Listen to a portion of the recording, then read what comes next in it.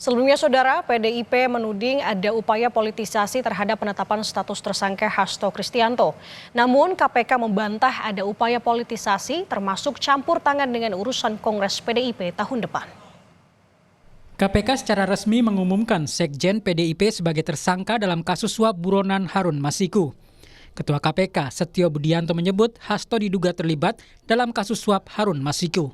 Perkara dugaan tindak pidana korupsi yang dilakukan oleh tersangka HK bersama-sama dengan Harun Masiku dan kawan-kawan berupa pemberian sesuatu hadiah atau janji kepada Wahyu Setiawan selaku anggota Komisi Pemilihan Umum Republik Indonesia periode 2017 sampai dengan 2022 bersama-sama dengan Agustiani Tio F terkait penetapan anggota DPR RI terpilih 2019-2024.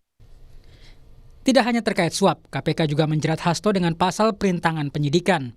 KPK menyebut Hasto bahkan meminta Harun Masiku merendam ponselnya agar menyulitkan penyidikan.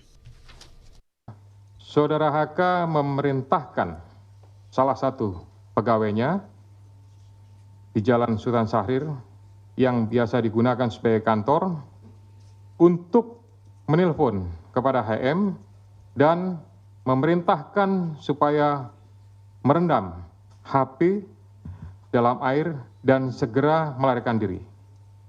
Bahwa pada tanggal 6 Juni 2024, sebelum Saudara HK diperiksa sebagai saksi oleh KPK, Saudara HK memerintahkan kepada salah satu pegawainya untuk menenggelamkan HP yang dalam penguasaan pegawai tersebut agar tidak ditemukan oleh KPK. PDI Perjuangan bereaksi atas penetapan sekjen mereka sebagai tersangka di KPK. PDIP menduga pengenaan pasal perintangan penyidikan adalah langkah politis KPK. Ketua DPP PDIP, Roni Talapesi, mengklaim sekjen PDIP, Hasto, yang kritis menjadi dalih penetapan tersangka.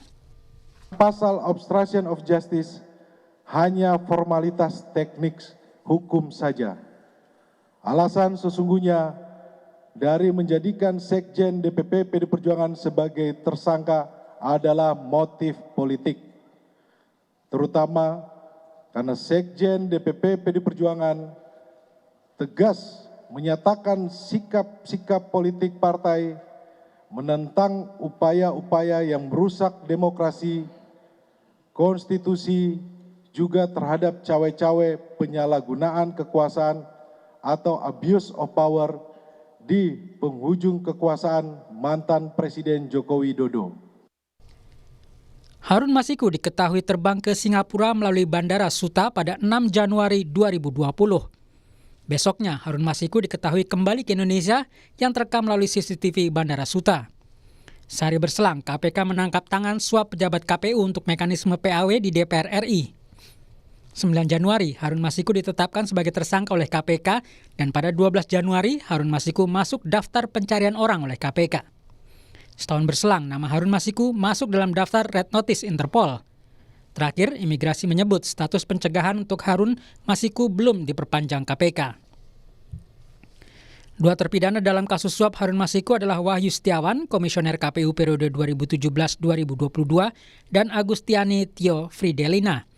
Terpidana Wahyu Setiawan menerima suap senilai 600 juta rupiah dalam bentuk uang dolar Singapura dengan perantaran Agustiani. Suap dilakukan untuk memuluskan politisi PDIP Harun Masiku menjadi pengganti antar waktu untuk caleg PDIP Nazarudin Kemas di Dapil 1 Sumatera Selatan. Padahal seharusnya yang menggantikan Nazarudin Kemas saat itu adalah caleg Rizky Aprilia. Usai ditetapkan tersangka, Hasto masih memiliki hak untuk mengajukan pra-peradilan. Namun PDIP belum memutuskan akan menempuh upaya hukum itu lebih lanjut. Tim Liputan Kompas TV.